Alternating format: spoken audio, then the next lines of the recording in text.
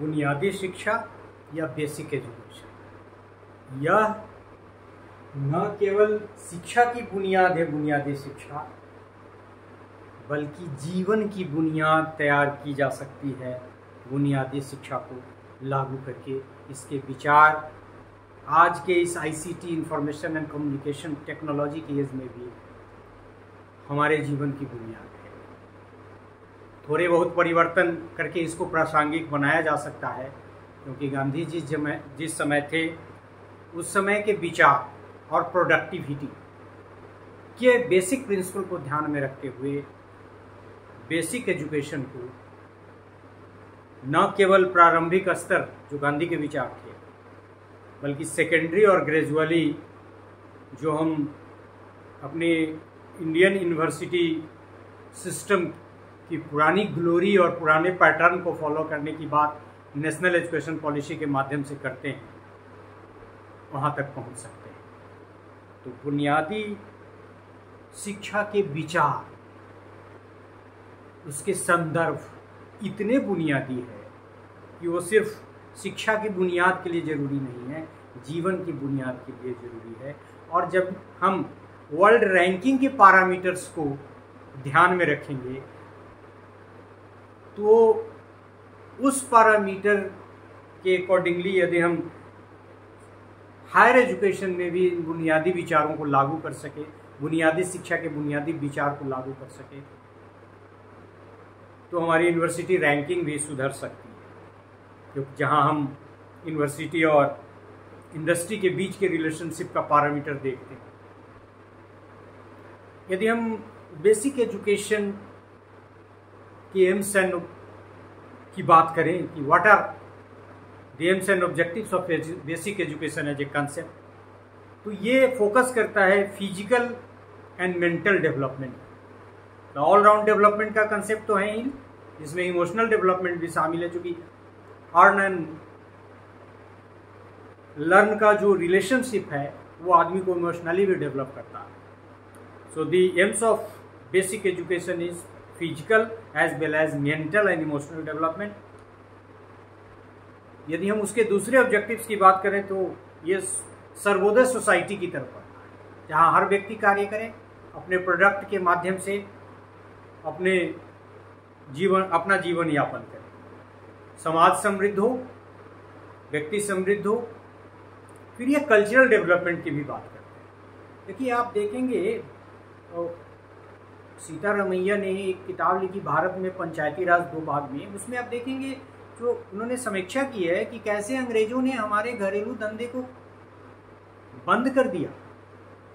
बहुत सारे ऐसे कार्य थे छोटे लेवल पे जिससे आदमी की न केवल जीविका चलती थी, वो प्रोडक्टिविटी का भी एक साधन था। सो cultural development is one of the aims and objectives of basic education. Character and moral development, vocational development, development of citizenship, जहाँ गांधी समाज में व्यक्ति और व्यक्ति के लिए समाज के महत्व की बात करते हैं। स्पिरिचुअल डेवलपमेंट, दो it is very comprehensive in nature, but the aims and objectives of basic education we can delimit under certain heads, that is physical, mental and emotional development, establishment of Sarvodaya society, cultural development, character and moral development, vocational development, development of citizenship, spiritual development and many more. So the aims and objectives of basic education for which it has been implemented, it has been practiced, is very comprehensive in its nature. So far as its basic principles is concerned, in its implementation, in its practice, it wishes to practice certain principles, it wishes to adopt certain principles, and those are principle of making education compulsory and free. Compulsory and free education का concept जो बाद में हमारे constitution में आया, आप तो fundamental right भी बना है। Principle of making education self supporting, earning and learning. Principle of truth, non violence and Sarvodaya, principal of correlation of education with life, हम जो पढ़ें उसका जीवन में उपयोग हो, जीवन के लिए वह उपयोगी, principle of making mother tongue as medium of education.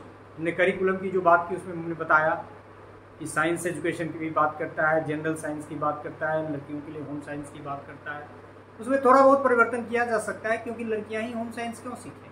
आज के इस न्यूक्लियर फैमिली की तरफ बढ़ते हुए समाज में या बढ़ गए समाज में तो हर आदमी को, चाहे वो मेल हो फीमेल हो, उसकी जानकारी चाहिए बेसिक एजुकेशन। मतलब वो जो करिकुलम की बात की उसमें होम साइंस वगैरह का जो कंसेप्ट, तो साइंस, मैथमेटिक्स, लैंग्वेज,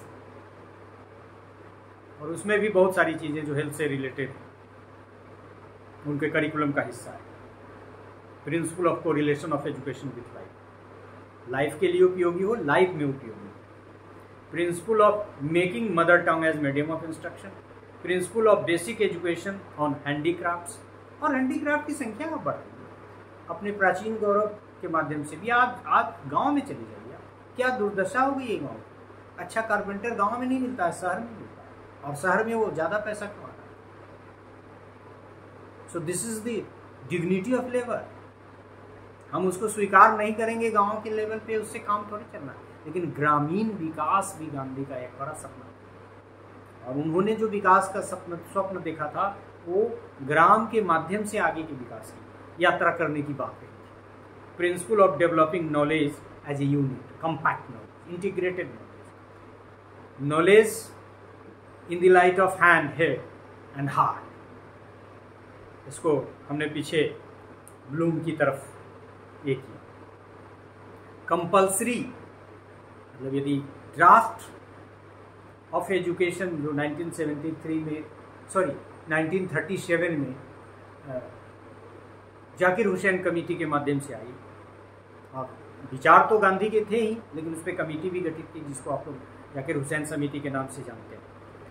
तो ड्राफ्ट में भी ये ध्यान रखा गया, we can say the draft of basic education. क्या है ड्राफ्ट, क्या है स्ट्रक्चर?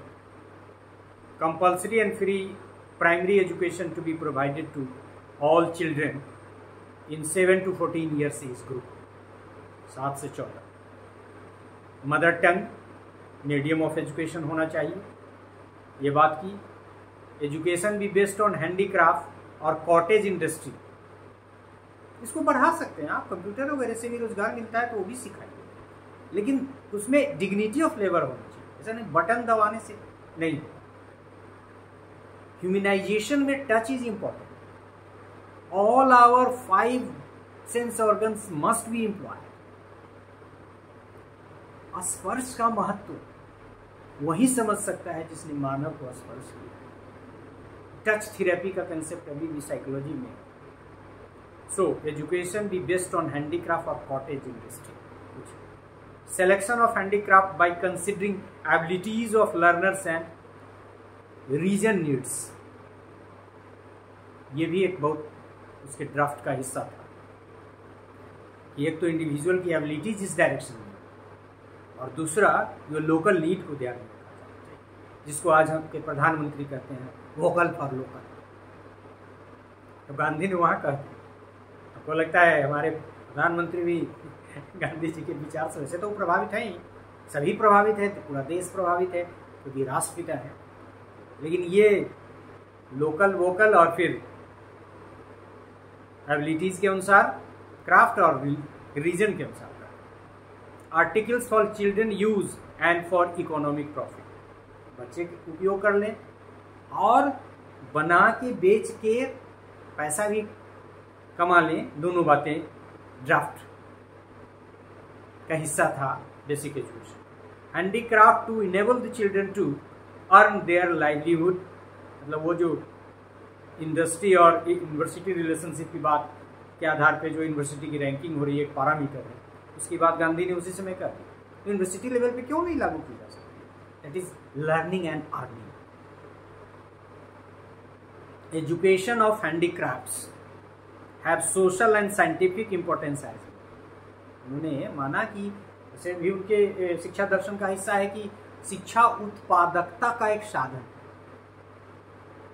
जैसे वो नेचुरलिस्टिक सेटिंग की बात नहीं करते हैं, नेचुरलिस्टिक सेटिंग में टैगोर की तरह सिर्फ नेचर की बात नहीं करते हैं, बल्कि वो प्रोडक्टिविटी को भी, जो naturalistic aspect of setting of education है, उससे कोरिलेट करने की बात करते हैं। So education for handicrafts have social and scientific importance as well. मतलब यह कि बुनियादी शिक्षा का गांधी का विचार इतना बुनियादी है कि उसके शैक्षिक विचार का जो आधार है, उस आधार को हम सेकेंडरी, हायर सेकेंडरी के माध्यम से इवन यूनिवर्सिटी एजुकेशन तक ले जा सकते हैं।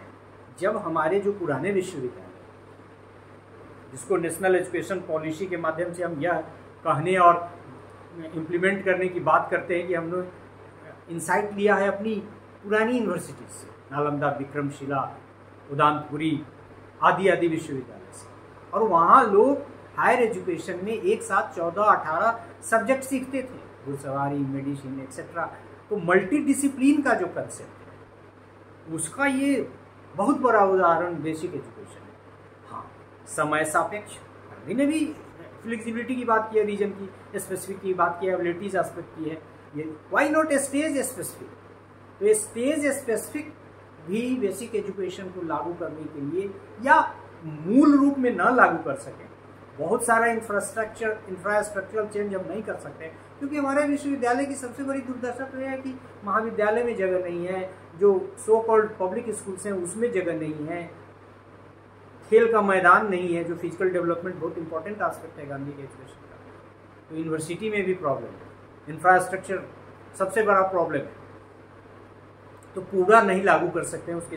जो अब आज जो हम लोग नई शिक्षा नीति के माध्यम से बहुत सारे परिवर्तन को कर रहे हैं, तो क्यों नहीं क्राफ्ट एजुकेशन का एक लंबा हिस्सा उसमें लागू? और craft education doesn't mean vocationalization only, there must be involve the dignity of labour, that is very vocal, जिसको हमने टेस्ट थेरेपी के नाम से, मानवीय, मानव का मानव से इंटरैक्शन, संप्रेषण। आज हम मशीनों से बात करते हैं, क्योंकि 1972 का यूनेस्को रिपोर्ट साइंटिफिक ह्यूमनिज्म की बात कर रहा है। 1996 का UNESCO report on education, Delors report के नाम से जिसको हम जानते हैं, वो learning to live together and learning to live की बात करता है। जब ह्यूमन एस्पेक्ट इतना इम्पोर्टेंट है, तो हम आज वोकेशनल एजुकेशन के लिए नॉन फॉर्मल एजुकेशन पे इतना डिपेंडेंट है। क्यों नहीं इनफॉर्मल एजुकेशन, क्यों नहीं बेसिक एजुकेशन के माध्यम से समाज से जुड़ा की बात सोचे? तो न केवल गांधी के बुनियादी शिक्षा के विचार या गांधी के बुनियादी शिक्षा के जो मूल उद्देश्य हैं, मूल बिंदु हैं, उसका इस्तेमाल प्राइमरी के लिए, बुनियादी के लिए जरूरी है, बल्कि शिक्षा के हर स्तर पे मानव को मानव बनाने में, मानव के एकीकृत विकास के लिए, इंटीग्रेटेड डेवलपमेंट के लिए जरूरी है। और मेरा एक पक्ष ये भी है कि जो स्कूल एजुकेशन में चेंज हो रहा है, वो सब टीचर एजुकेशन या अध्यापक शिक्षा का होना चाहिए, क्योंकि अध्यापक शिक्षा का टारगेट ग्रुप कौन है? स्कूल है, स्कूल के टीचर्स। तो अध्यापक शिक्षा और बेसिक एजुकेशन के बीच का एक लिंक डेवलप हो। मतलब यह कि हम बेसिक एजुकेशन के लिए टीचर का अलग से यदि तैयारी करें, अलग से निर्माण करें, अलग से उनको ट्रेनिंग दें, अलग से उनको एजुकेशन दें, इट्स वेरी गुड। लेकिन यदि हम अध्यापक शिक्षा में बुनियादी शिक्षा के सामान्य सिद्धांतों को लागू करते हुए अध्यापक को शिक्षित करें, तो यह राष्ट्र, समाज, समुदाय और मानवता के लिए एक बड़ी मदद होगी। मैं कुछ बातें बुनियादी शिक्षा